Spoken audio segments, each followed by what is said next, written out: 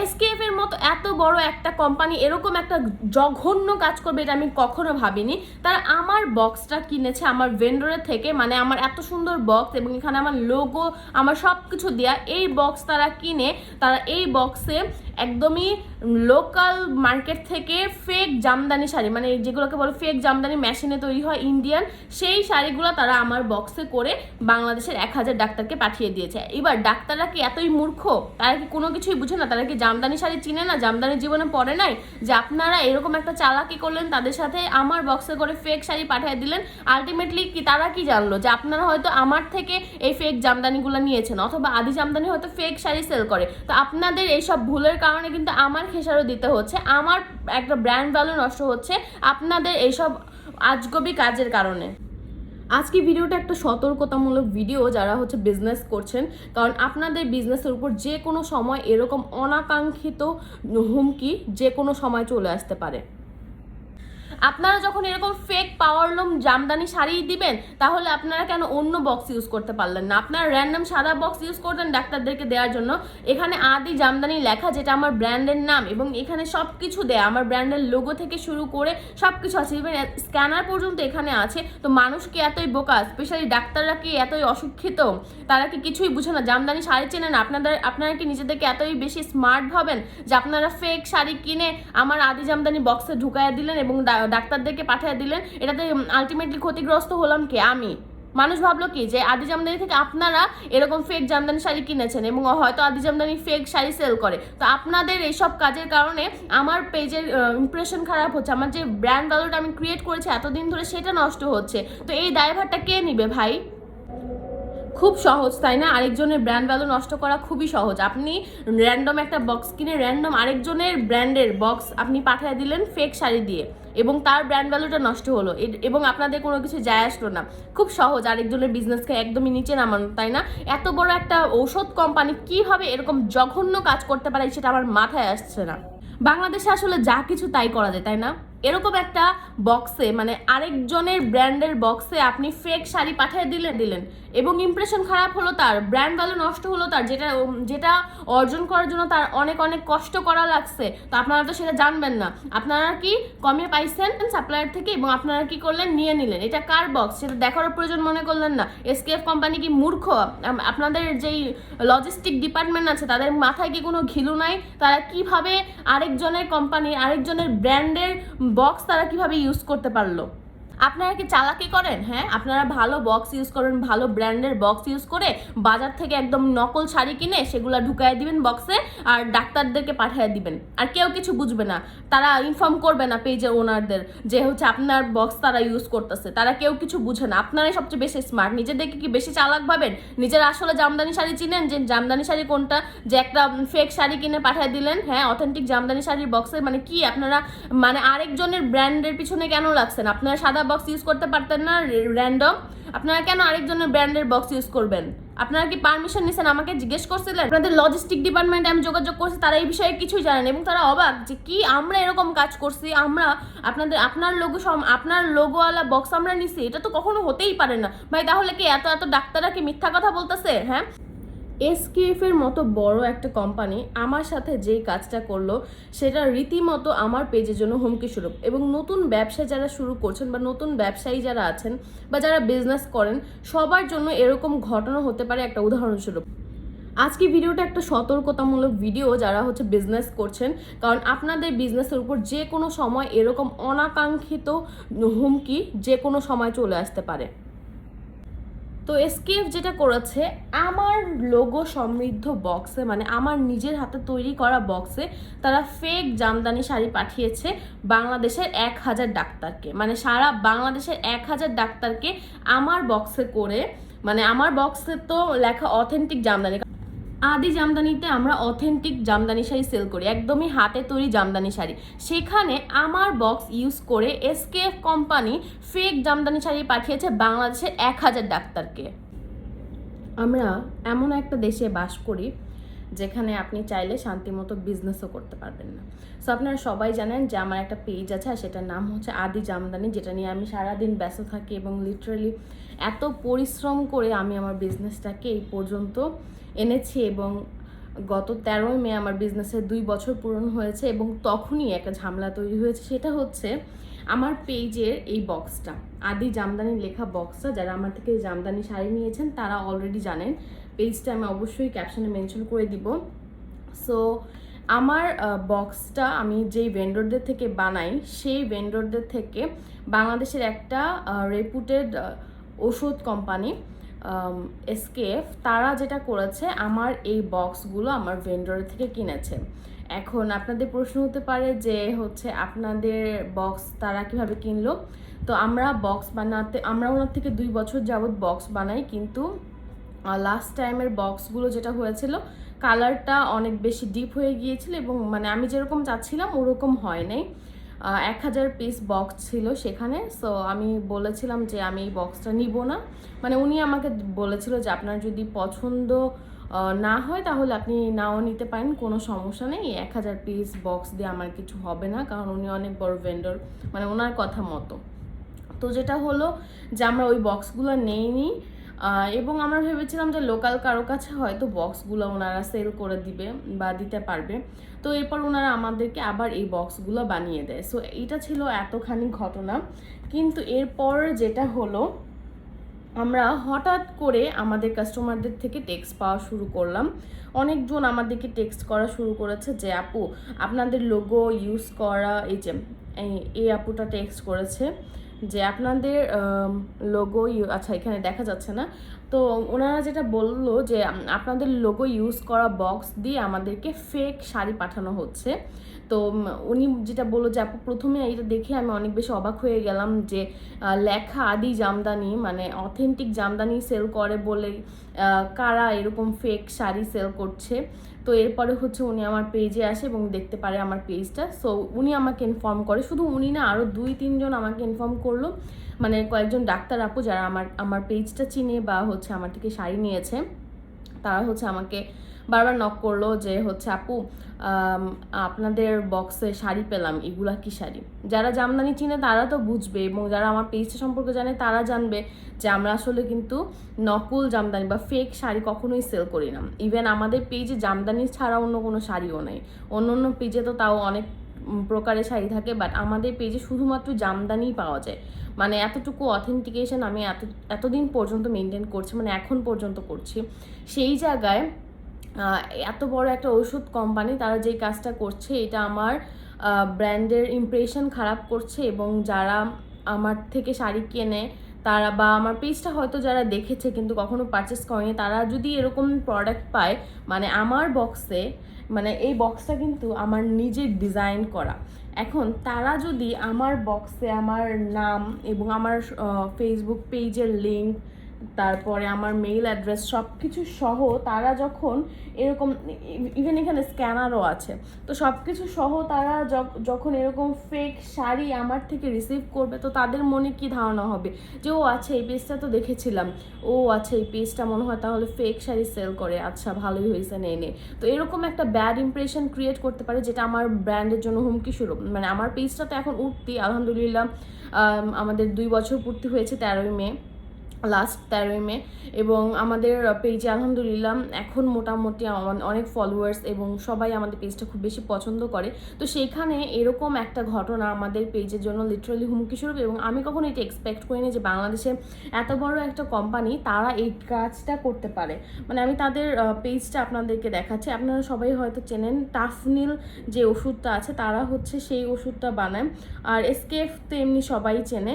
তো ওই কোম্পানিটা, এত বড় একটা ওষুধ কোম্পানি এরকম একটা কাজ করবে আমি এটা কখনোই ভাবিনি। এটা হচ্ছে তাদের পেজ SK+F। তো এই কোম্পানিটা আমার সাথে হচ্ছে এই কাহিনীটা করেছে। তো এরপরে হচ্ছে আমি এটা আমার ফেসবুক পেজে, মানে আমার আদি জামদানি পেজে এই পোস্টটা করলাম এবং গ্রুপে পোস্ট করলাম। তো সবাই অনেক কনসার্ন যে আপু আসলে এটা আপনার ব্র্যান্ডের উপর অনেক বেশি খারাপ ইমপ্রেশন ফেলবে, এবং আসলে আপনার পেজটা যে যতটুকু রেপুটেড এখন পর্যন্ত বা কাস্টমারদের কাছে যতটুকু অথেন্টিক মনে হয় আপনার পেজটা, তারা যদি এরকম ফেক শাড়ি আপনার বক্সে রিসিভ করে তাহলে হচ্ছে আপনারা কিন্তু আপনাকেই ভুল বুঝবে এবং আপনার প্রোডাক্টের উপর বা আপনার ব্র্যান্ডের উপর কিন্তু একটা ব্যাড ইমপ্রেশন ক্রিয়েট হবে, যেটা আমরা মানে এই রেপুটেশনটা কিন্তু অনেক বেশি ইম্পর্ট্যান্ট একটা পেজের জন্য, এবং এটা যখন একবার ফল করে আবার সেটা ব্যাক করা ইটস ভেরি টাফ। তো বাংলাদেশে এত বড় একটা ওষুধ কোম্পানি এই কাজটা করলো, এটা আমি কখনোই আশা করিনি। আমি ভেবেছিলাম যে যারাই নিবে তারা হয়তো এই লোগোটা কোনোভাবে ঢেকে, অথবা আমি ভেবেছিলাম লোকাল কেউ নিবে, সো অত বেশি প্রবলেম হবে না। সো বাট যেটা দেখলাম যে এত বড় একটা কোম্পানি তার উপর পাঠাচ্ছে হচ্ছে ডাক্তারদেরকে, ডাক্তাররা তো সবাই এডুকেটেড এবং আমার থেকে অনেক ডাক্তার আপুরা শাড়ি নিচ্ছে ফ্রিকুয়েন্টলি, যে কারণেই তারা হচ্ছে আমাকে সাথে সাথে এই বিষয়ে ইনফর্ম করেছে। আমি কিন্তু এই বিষয়টা জানতাম না, আপুরাই হচ্ছে আমাকে ইনফর্ম করেছে। প্রথমে একদিন আমাকে একটা আপু নক করলো যে আপু এসকেএফ যে আপনাদের থেকে যে শাড়িগুলো নিয়েছে ওগুলা কি শাড়ি। তো আমি বললাম কি শাড়ি মানে আপু আপনার ছবি দেন তাহলে বলতে পারবো। পরে উনি আমাকে ছবি দিল, তারপর দেখলাম যে হচ্ছে ইন্ডিয়ান পাওয়ারলুম শাড়ি আর কি, মেশিনে তৈরি এক প্রকার জামদানি। ছবি দেখাচ্ছে আমি আপনাদেরকে। তো আমি তো পুরোই অবাক যে এইরকম শাড়ি মানে কিভাবে, আমি আসলে বুঝতে পারছিলাম না। পরে আমি আপুকে বললাম যে আচ্ছা আপু বক্সটা আমাদের, কিন্তু শাড়িটা আমাদের না। শাড়িটা ছিল এই যে আপনাদেরকে আমি দেখাই, যে শাড়িটা, আচ্ছা শাড়িটা মনে হচ্ছে বোঝা যাচ্ছে না, এরকম পাওয়ারলুম শাড়ি মানে যেটা মেশিনে তৈরি আর কি। শুধু উনিই না, আরেক আপু হচ্ছে আমাকে পাঠিয়েছে এই যে। তো এগুলো হচ্ছে মানে মেশিনে তৈরি শাড়ি, মানে ফেক জামদানি আর কি, যেগুলো বাজারে অহরহ পাওয়া যায়। মাদার্স ডেতে এসকেএফ কোম্পানি সবাইকে পাঠিয়েছে, সব ডাক্তারদেরকে এরকম শাড়ি উপহার দিয়েছে, যেটা আমার পেজের জন্য একটা হুমকির কারণ হয়ে দাঁড়িয়েছে। কারণ তারা তো অথেন্টিক শাড়ি যদি দিত, অথেন্টিক জামদানি যদি তারা দিত ডাক্তারদেরকে, তাহলে হয়তো কোনো সমস্যা হতো না। কিন্তু তারা যেটা করেছে ফেক মেশিনে তৈরি শাড়ি পাঠাচ্ছে ডাক্তারদেরকে, যেটা আমার পেজের জন্য একটা হুমকি হয়ে দাঁড়িয়েছে। এখন আমি বুঝতেছি না যে এই বিষয়টা নিয়ে আমি কি করব, কারণ এরকম প্রবলেমের সম্মুখীন আমি আগে কখনো হইনি। আপনারা যদি কোনো এক্সপার্ট থাকেন বা এসকেএফ এর কেউ যদি এই ভিডিওটা দেখে থাকেন, আমাকে একটু কাইন্ডলি জানাবেন যে আমি কার সাথে কথা বলবো।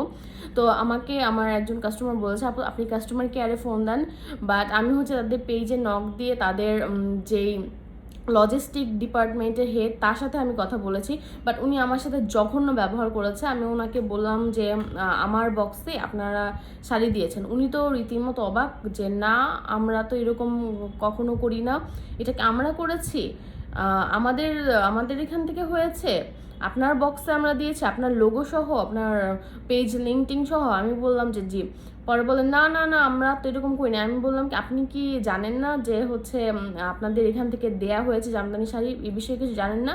আর উনি এই কথাটা বলার সাথে সাথে উনি আরও সিন ক্রিয়েট শুরু করেছে, বলছে সাবধান, আমাকে এভাবে বলছে সাবধান, সাবধানে কথা বলেন, আপনি জানেন আপনি কার সাথে কথা বলতেছেন, আপনি এখানে আসেন, আপনি অফিসে এসে আমার সাথে কথা বলেন। এখন তাদের অফিস কই বা কার সাথে গিয়ে আমি এই বিষয়ে কথা বলবো, আমি আসলেই কিচ্ছু জানি না এই বিষয়ে। বাট যেটা একটা ব্যাপার যে বাংলাদেশের আমি হচ্ছে একজন গ্রাজুয়েট এবং আমি বিজনেস শুরু করেছি আমার ভার্সিটি লাইফ থেকে। তো সেখানে অনেক কষ্ট করে আমি কিন্তু 2 বছর আমার পেজটাকে এই পর্যন্ত এনেছি। আপনারা যারা আমার ব্লগ দেখেন, আমার ফলোয়ার্স আছেন, তারা আপনারা জানবেন।